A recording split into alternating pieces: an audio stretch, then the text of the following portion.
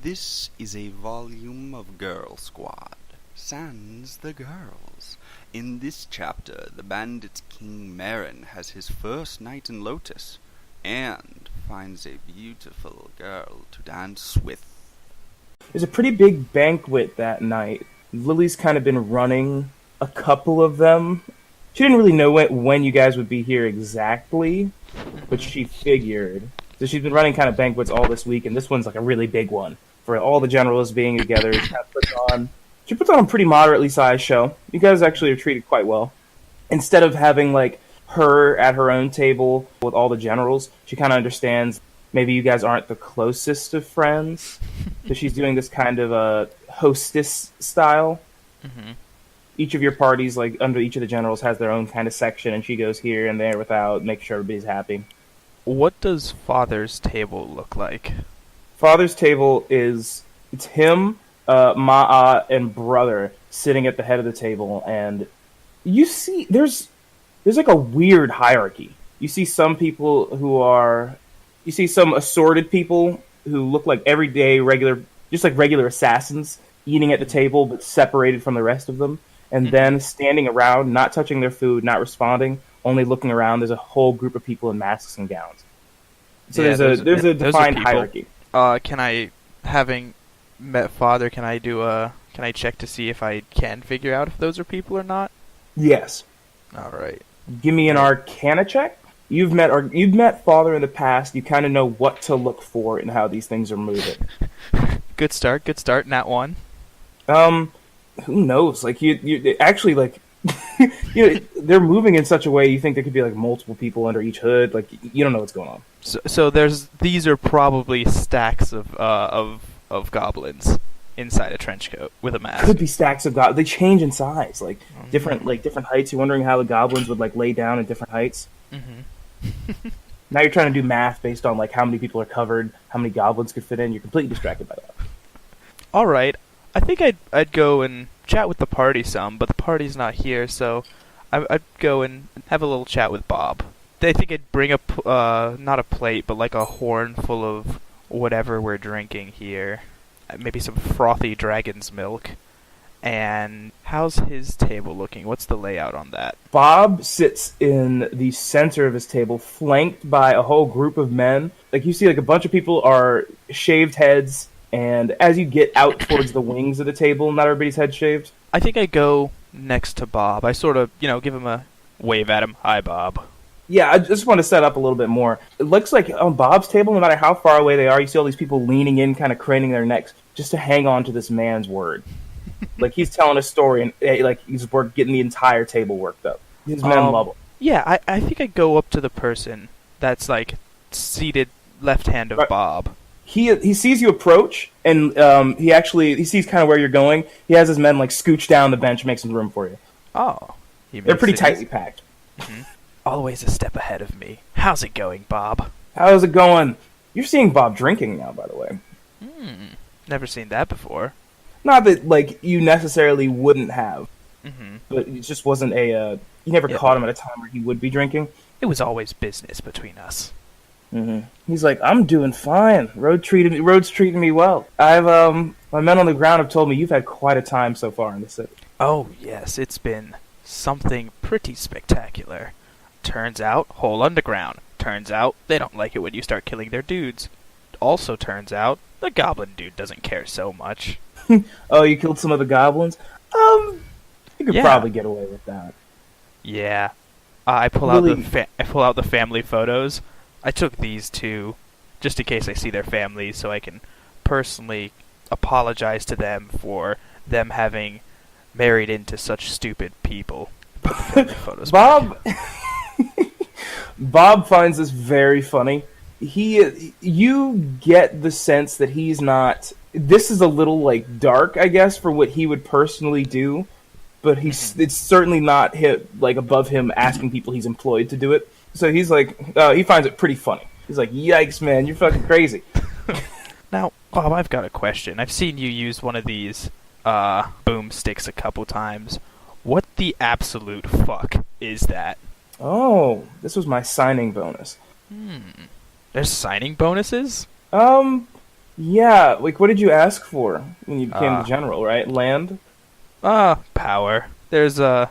I've heard tale of places in the world where the walls that separate this material plane from the other planes of existence are thinner than others, and a practitioner of the specific magics that I have found myself dabbling in seems to be hard to acquire, so I was wondering if I couldn't take claim to a spot that wall is thinned, if you catch my drift.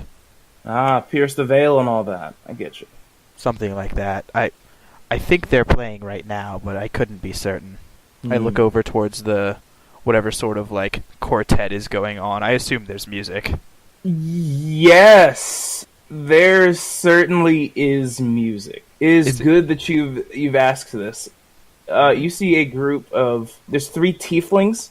Do these tieflings look anything like the tieflings that Talia have described to me? So no. Okay.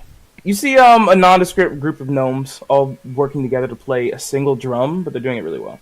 Mm. Dangerous. I like look at. I guess if I had seen them beforehand, I would have told Snubble, please do not big dragon on these gnomes. Oh yeah, Stubble's just a bit racist. I mean, so are they. It's racial enemies. Bob talks to you about the origin of his gun. He said that when he came here, he wanted money, and Lilly offered him the most lucrative job he's ever had. After the war is done, production rights to this gun and manufacturing will be taken over by Bob.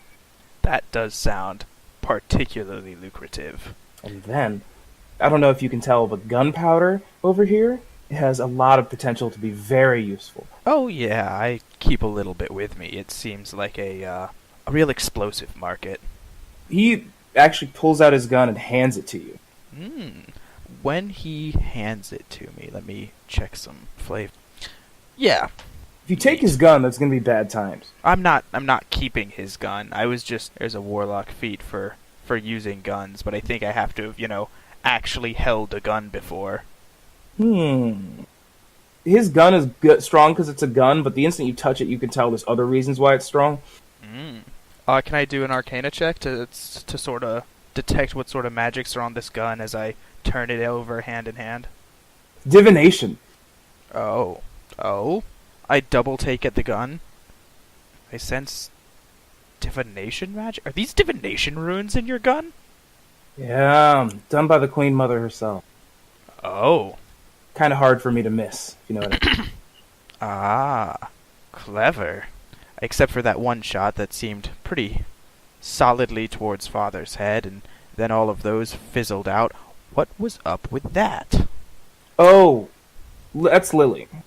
Mm. Has she charmed us? The shield she showed us. Mm. The shield gives her very powerful defensive magic. I see. And she said that we can no longer hurt each other. She won't let us. Is that just a magics that's going to follow us, or is it ranged? Does it wear out? She'll talk a bit big game, but it's really only in her immediate vicinity, within the bounds of the castle, that she can actively interfere in us hurting each other. Although, if you were to try to jump somebody and she found out about it, that could be bad. Oh, yeah. Me attacking somebody out of the blue? I would never. I know, out of character, but I thought I'd use my imagination. Oh, you've got a wily one of those if you think that I would go after any of my fellow generals. Now, Bob, I also have something that I think we should speak about privately at some point. After the banquet, would you care to meet me, say midnight in the courtyard? So should I come alone? What should I wear? Kind of chuckles and takes a sip. Honestly, Sunday best. And, Sure. I don't imagine you would need to come alone, but, privacy is privacy. I'll just bring two of my best with me. Precautions. I'll bring two of my best. Me and myself. And I guess? I think there was a punchline there. Anyway. Yeah, but that would have been 3. It got funky with the numbers. Don't worry about that. I thought it was good. I didn't, but yeah, it's okay. roll with these punches, you know? Ha ha ha ha And he ha. introduces you to a couple of his men. You see, two of his men are each have an eye, like the opposite eye missing. Pretty big, rough and tumble guys, shaved heads, twins that roll with him. Oh, what are these large gentlemen's names? Left and right. Remy and Smith. All right, Remy, Smith, pleasure's all mine. I'll see you around. And I Good day, good day. I double take at the initial blah blah. Was that one of them, or did both of them just make a guttural noise in response to my salutations? Remy doesn't look it, but now you see he's kind of trashed. Ah. I stroll back over. I nod at Father on the way over, back to my table, and I suppose I talk with Lilly some when she makes her rounds. Sure, Lilly comes over in a long Chinese-style gown that's completely yellow, but with black trim and black lettering on it. Hello, Your Highness. You're looking rather ravishing tonight. Oh, you're not too bad yourself, Maren. She holds out her hand. Does she have any rings on her hand? Several. I At least kiss for her- right now, she does. I'll kiss what looks to be the most expensive of the rings. Give me a perception check. 9. Yeah, you kiss some ring. You can't really tell which one would be more or less expensive. Your jewelry appraisal isn't quite at the top of the. It wouldn't have really mattered, but maybe you would have seemed more fancy to her. Yeah. This is quite the banquet. I hear you've been doing several, just waiting our arrival. Yeah, I anticipated you'd be here. I heard about what happened at the auction house, and I figured I'd go after to find you. But if I could find you, then they probably already had. So I just stayed. Yeah. Not a bad series of assumptions. Honestly, that was a lot of fun. Haven't jumped off a building that high in quite some time. I'm surprised it worked out. I mean, happy it worked out for you guys. Yeah, I'm surprised and or happy myself. But hey, all's well that ends well, huh? Yesterday's enemies, new friends. Absolutely. It's always fun to have new friends that I haven't had to kill yet. It's Yet. well, you know. No, she didn't say yet as in like yet. She said yet as in like yet. So, Your Highness, I've been wondering. I've done such cursory research myself, as I haven't had too much time that I could dedicate to the arcane studies, but what do you know of these places where the material plane is closer to that of the shadow plane? There's all kinds of places where the wall between our world and the next is weaker. I've seen a couple, but not necessarily to the shadow plane. There are some rumors of something to the south, but nothing concrete. I wouldn't get too excited. Rumors are a basis that us travelers have to learn to rely on. Are you requiring our particular services anytime in the impeccably near future? Impeccably near. No. There's something coming up, but we don't have to talk about that yet if you don't want to. Well, you seem to have a stronger grasp of the arcana than I do. If I were to take a little road trip, do you have anything that could get me back here at your summons so that I may be of the utmost service to you? I don't specialize in anything that. We don't have anything quite like that. Nothing that could get you that far south and back before I need you. Pity and a shame. I suppose the next best thing is, do you know anybody that would know of the arcane world of shadows? I personally would seek out the Dijon, probably. The Dijon. I, if I remember correctly, have met them once or twice. You've seen them once. You have not personally met them. Yeah, that's right. They're the Snake Twins. Yeah. They're part of a family of Nog. Do any of the Dijon reside in this city? I imagine they must. Yeah. So You guys came in the port section. There's another flower off of the main road that leads to the financial district. And they're in the financial district? Hmm. I take note of that and bid her good day. Yep, she goes. She keeps making her rounds. Happy crusading. Standing behind her the whole time was the Queen Mother, by the way. Completely like propped up, not as like a guide or anything, but just kind of there. I imagine she still hasn't said anything to me yet. No. Yeah. She's looked at you now, though. Happy crusading. And I suppose those are all the notable things done at the banquet. I think I trust this entire gathering of people so little that I don't even get trashed. That's the kind of the thing, right? Like, you certainly shouldn't, but they actually can't hurt you right now. Yeah. But they also... I don't know what information they might try to get out of me. Maren's made a few slip-ups while drunk. May or may not be related to various monsters. None of that needs to happen right now. A casual dragon's milk or two and a full belly will do before my meeting with Bob. At one point, when you're walking around the party, brother kind of just brushes past you. He goes, "Oh, Maren, is that you?" Brother, it is my pleasure. It's been forever. I haven't seen you in years. It certainly has been. Both of you instantly flash back to a few nights ago when you were fighting on a roof. Yeah.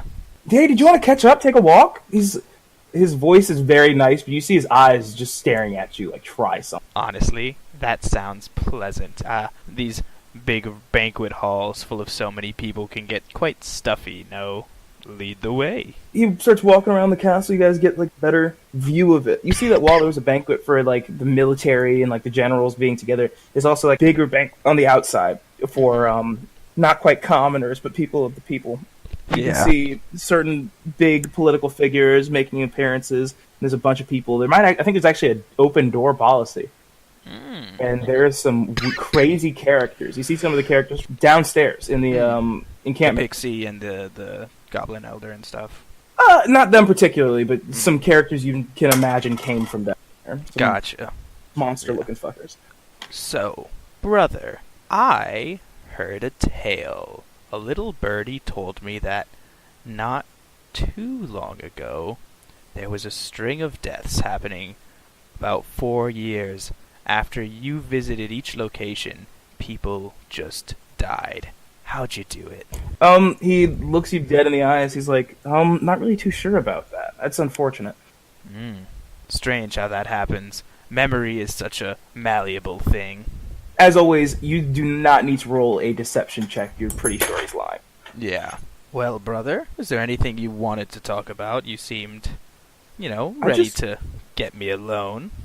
It was disappointing. Last time it was weird circumstances, and I really do respect you quite a bit, Maron. I think that we shouldn't be held back. Hey, I know this place, right outside of the castle walls. Huh? We can have a good old-fashioned knife fight. A knife fight with you sounds like a deadly proposition. See, the scars on his torso and his neck. I'm not entirely opposed.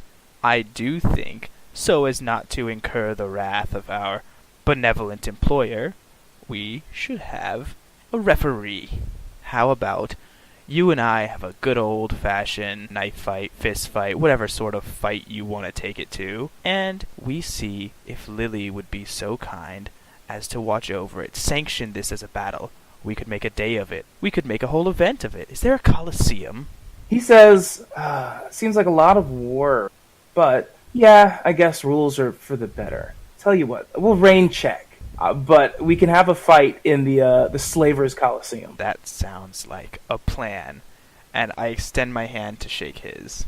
Which hand? My right hand, but as I'm doing it, you see the armor that manifests itself, the dark, feathered mage armor that manifests itself when I fight, sort of creeps slightly up the palm, ready to intercept any sort of real sneaky shit he tries to pull.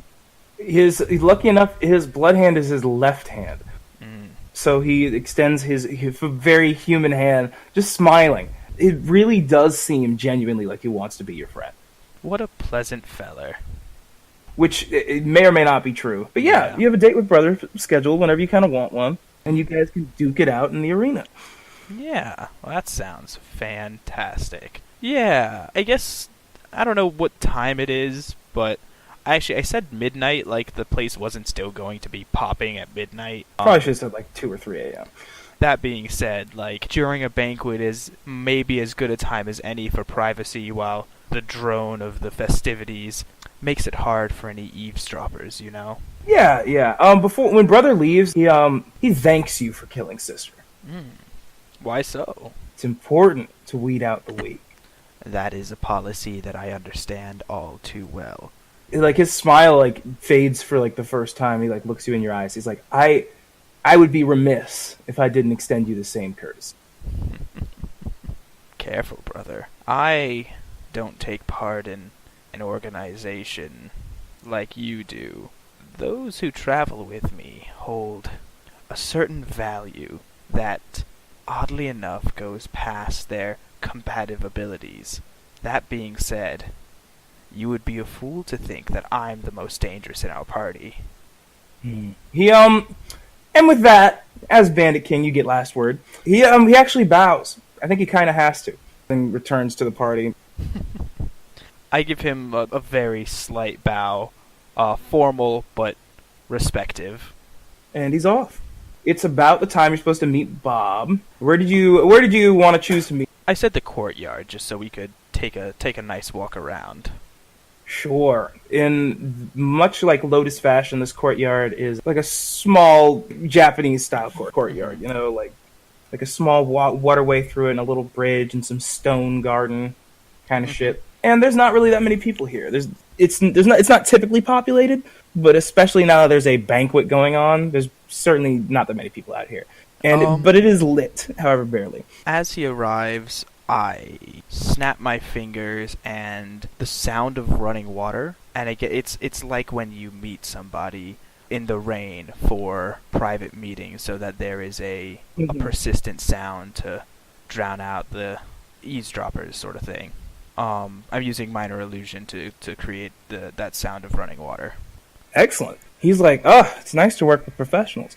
Him, Smith, and Remy like emerge from the shadow. You would think they had your power if you weren't like just aware of how thievy they are. So, what is it, Maron? Are you trying to? I don't think you are, but if you're trying to murder, I would have hoped you'd be better about it. Oh, Bob, I wouldn't murder you. You've been the most amiable person I've met since I've arrived here, and also the most opportunistic. The world can be rough on people who are willing to do what it takes, man. Bob, I can only assume that this isn't your only employer in this battle of two. Oh, come on, Maren. All hail the queen. All hail the queen. That being said, he begins moving his mouth. If you could read lips, it would be saying, Lilly's the reason I'm here, but his words are different than what his mouth is saying. He's like both sides pay. And that's what I wanted to speak with you about. I'm not here for some grand treachery. I'm simply here to be an opportunist. It would be foolhardy of me not to. I'm going to do whatever she requires of me. As you have seen, the outcome, the payout, is quite large. However, in the meantime, I've still got to get bread in my stomach, beer down my gullet, and, well, Grant pays well. Grant pays quite well. I don't have the system of informants that you have built up over the years, so I was wondering if you would be so kind as to give me the opportunity to take advantage of the situation, as I can only imagine you are. Sounds like a trade to me. And what do we want? Remy and Smith start saying like some stuff, money whores, like all that kind of thing. Bob's thinking about it. I want something. A little bit that only Maren can give me. He starts smiling. And what could that be? What could the man who seems to have everything want? You're going to pay me tens of thousands of gold? But here's how. You've left a gap open in the Thieves Guild to the north, haven't you? Mm-hmm. I certainly have. I'd like to fill the gap. It would be my honor to let you do so. We have a deal. You have access to my information network. Wonderful. Just the information network. You can't have anybody bumped off. Of course, of course. And I flick my wrist and some shadows sort of rise up and reach into my bag to pull out pen and parchment. It's actually just an unseen servant doing it, but the flair for the dramatic is too opportune. Yeah, unseen servant comes out, levitating pen and parchment. Mm-hmm. I scribble down the name of the forge master, Damascus. I give him 2 pieces of parchment, one addressed to Damascus and the other addressed to the sheriff. Good call. And a sort of letters of both recommendation and resignation sort of thing. And I hand those to Bob. Now, Bob, this is no small trade. We spoke earlier of those locations where realities merge. Lilly seemed to have reason to believe that there is such a location to the south. Well, really just rumors of such a location to the south. And that the Diajang might have some information on the magics that you know that I partake in. Do you have any leads on either of those? The Diajang? Or on who to speak to in the Diajang, like who I would actually be trying to get in contact with, and anything more solid than just a rumor. As far as one of those locations, do you know of the location, or anything more solid than just south? And I guess I'm looking for a Shadowmancer in the Diajang. You're looking for the place where the veil is weak, and you're looking for fast transportation in the Diajang. Okay, yeah. Yeah, the Diajang are typically not that easy to get to. A lot of old money. But the newest, the 2 current daughters of it, they leave the nest more than a lot of people. They're probably the best people to talk to. Wonderful. Do you know where they leave to, sneaking out late at night as a youngin' is wont to do? There's some nightlife here, but I'd imagine if they're part of the Diajang, they'd be here tonight, wouldn't they? They're certainly here tonight. Okay. Their parents are here tonight. A lot of their upper people, they're not really here. Okay. They don't really care about war. Yeah. Okay. They won't have to fight. Yeah, they dodged that draft. The Diajang, there is a high priority nightclub in the financial district, and that's typically where they go. It's a little ridiculous over there. I do enjoy ridiculous. Bob, as always, you've been wonderful. We should have more of these little outings, no? Oh, none of my friends are as helpful. I feel like every single time I talk to you, I get something. The feeling's mutual. And as to that location, would your network know anything about it, or will I be... Oh, the nightclub? No, the location of the thinning of the veil. I can put out some feelers. That would be perfect. Done. I'll see you tomorrow. I have a long night ahead of me, I imagine. You're a bandit king now, Maren. You're still one of us. If you see any of my men, they'll talk to you. I do believe it's time for a shave, and I run my fingers through my hair. They both they all laugh. You see them kind of wipe their bald heads, and they go to turn away. Yeah. Good talk. Long live the queen. Long live the queen. I do suppose I retire. Sure. And we can also get into the next day kind of shopping. I imagine that I've sort of, at this point, gotten an eye for telling, the fences in Bob's network. They all, besides being bald, they all sort of have, I imagine they have, a bit of a tell, right? Yeah. Typically, Bob's retinue has a brown color palette of clothing, and they speak very vaguely. Mm-hmm. You can kind of get that anybody on that color palette probably...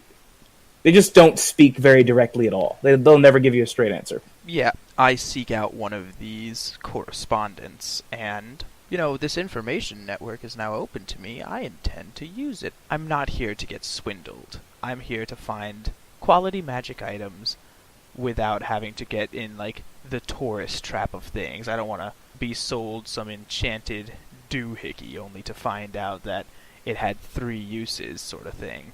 It might actually be better to shop later. The reason being is that any shops you see in the Crown City are good, right? They have really good stuff. Same with the Port City. But if you're really trying to buy, you're not going to anywhere else except the Financial District.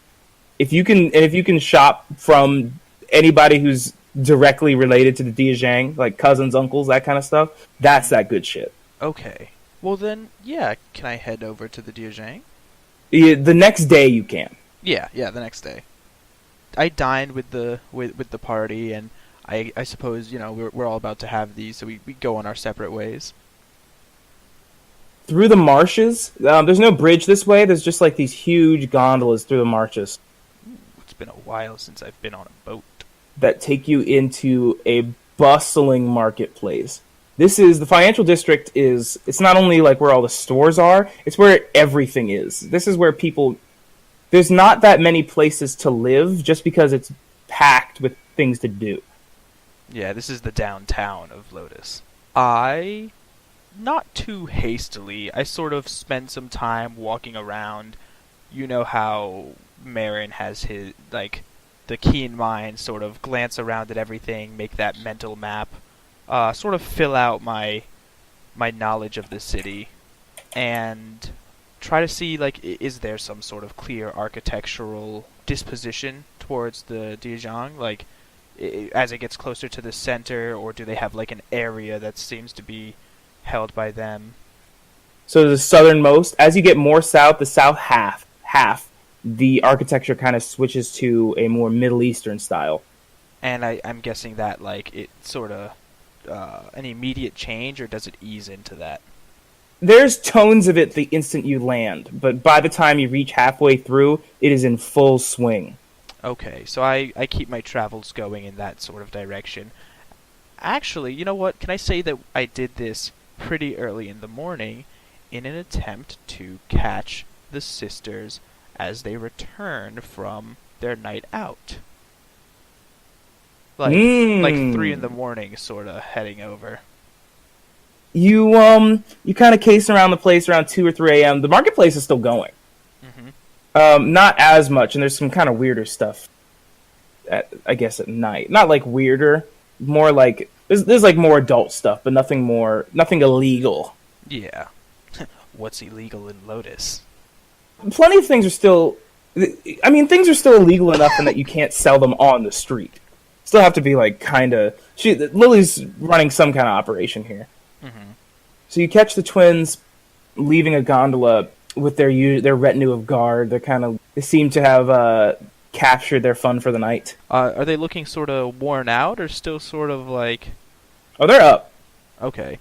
I never met them personally, so I don't know their names, correct? Yeah, I don't know if anybody knows their fucking names.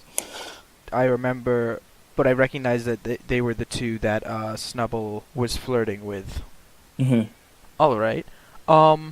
I sort of approach them coming in from an angle, and I'll accidentally bump into one and try to catch her as she falls.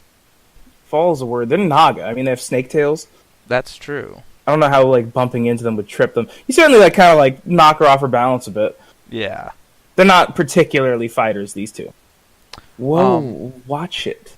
Oh, you see, they both start swirling kind of around you as they talk. I smile. Oh, my ladies, I'm so very sorry. I didn't see you there. My deepest apologies. And as I'm saying this, I stutter into, I'm sorry, but have I made your acquaintance before? You both seem so familiar. I can't imagine I'd be able to forget beauties such as yourself. They get real close to your face. They're still swirling. I don't think we've met. I certainly remember. No, I must remember correctly. You met my acquaintance, a pale drake kobold. A kobold. A pale drake kobold. One sister says to the other, "Ooh, he seems fun." I don't know. He seems dangerous. I'd be lying to you if I said I wasn't both. They like that. Oh, you mean diplomacy. Smooth talker. persuasion?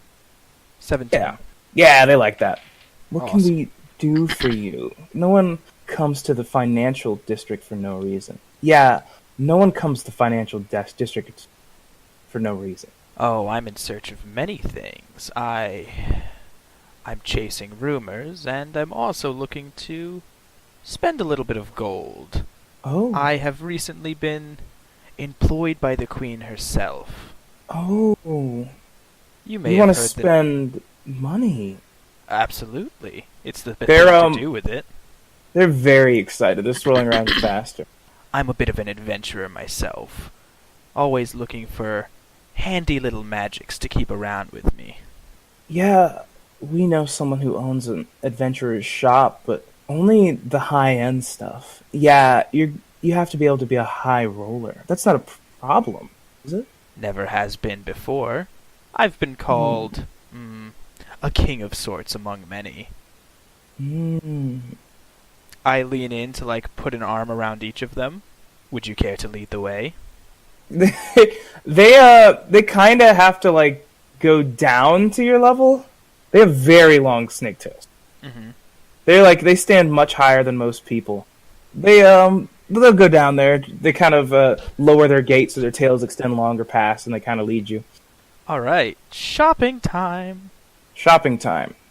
Yeah, they lead you towards a particularly large Naga's stands.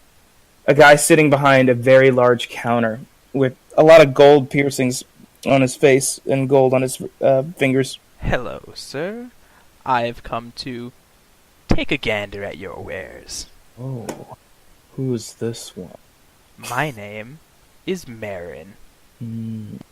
Hello. The sisters they kind of cheer you up this is our cousin Brody. I've heard that you have the most excellent selection around.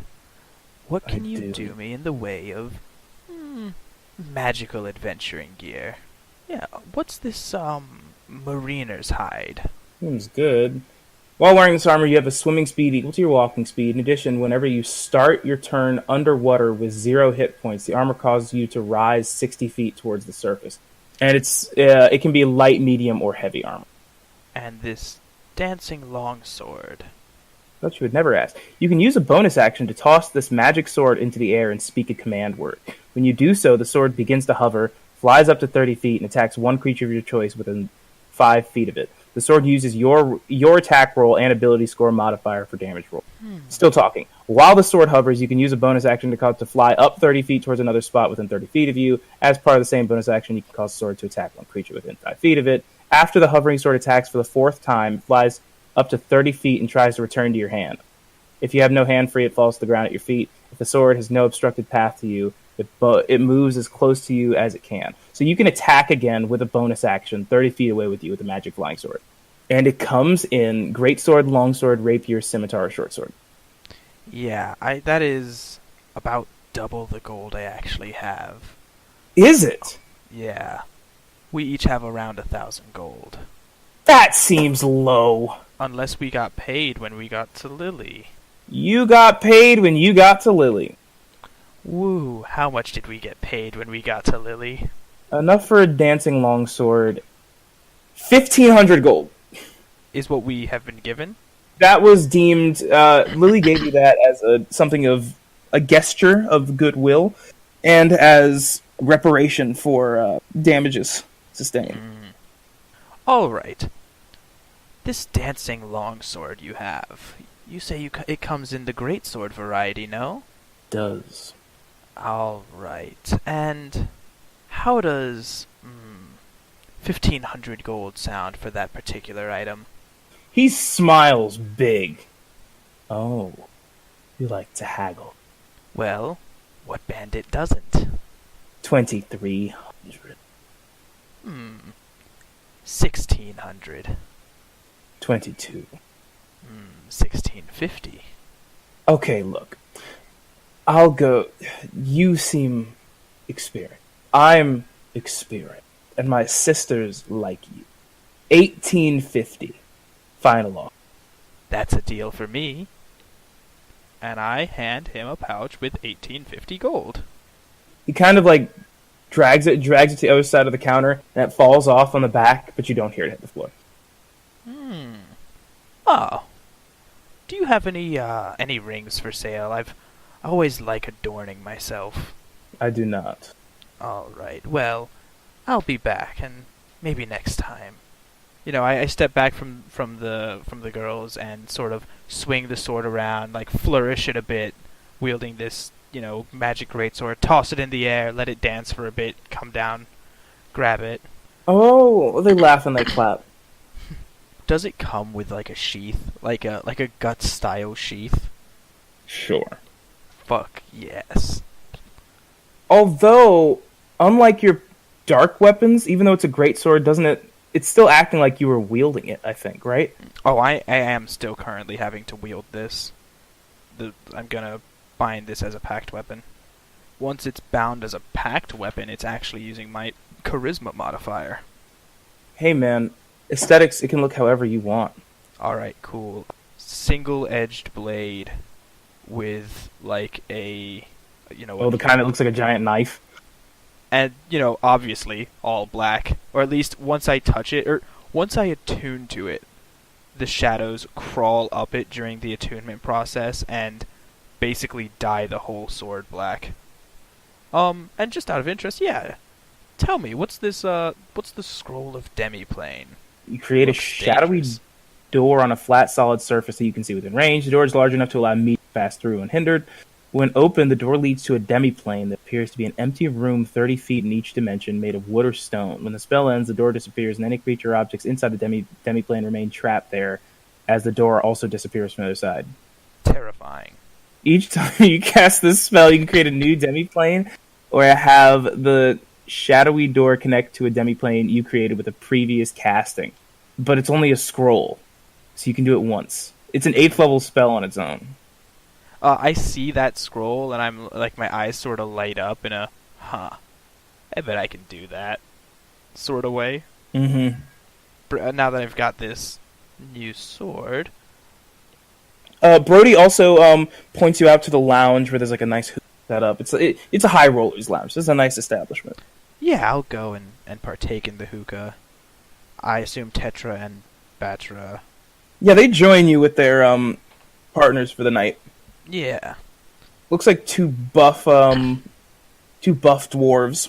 Yeah, me too. I think I've sort of realized I'm only just recognizing their existence. Hadn't noticed them before, I guess. Mm-hmm. They're arm candy.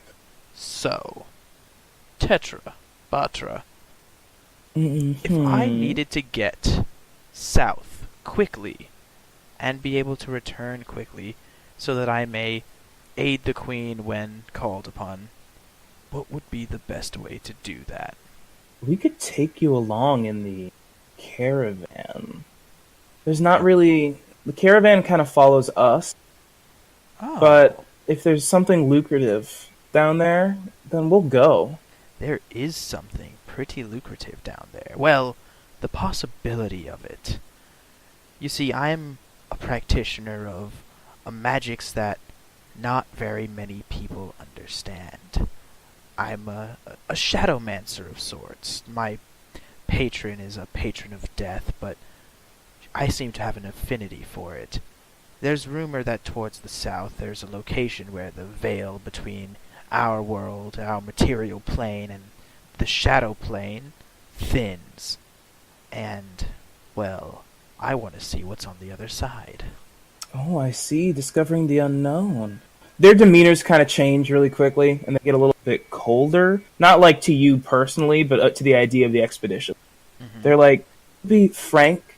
Explain to us how it can be monetized. They're very airheaded heiresses, but they have a very strong business acumen.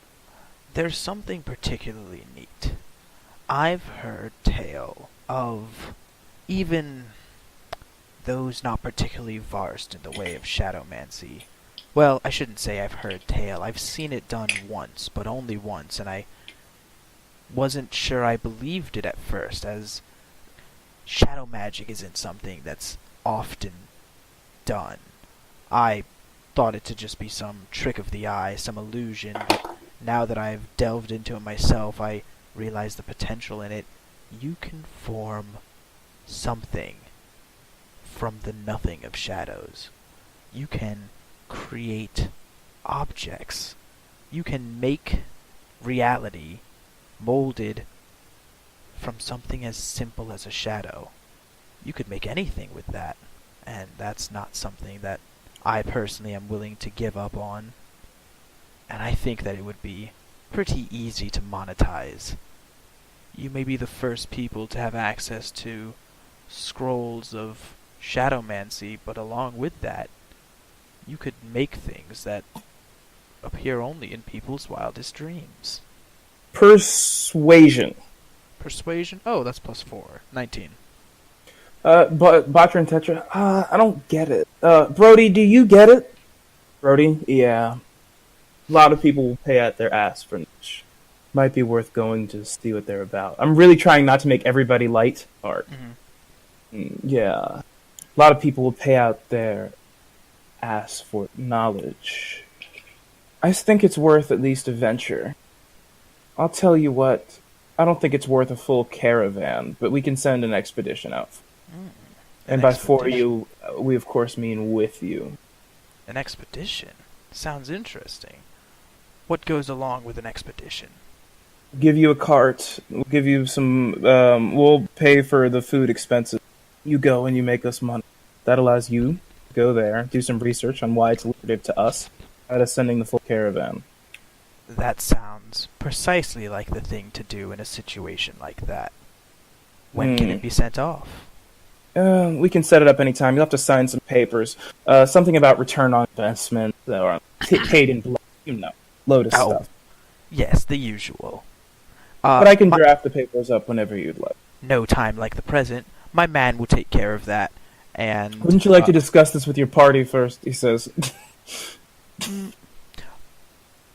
I'll have to chat with my party to make sure they're all ready to go, but why not start drafting up that paperwork? We'll be back shortly.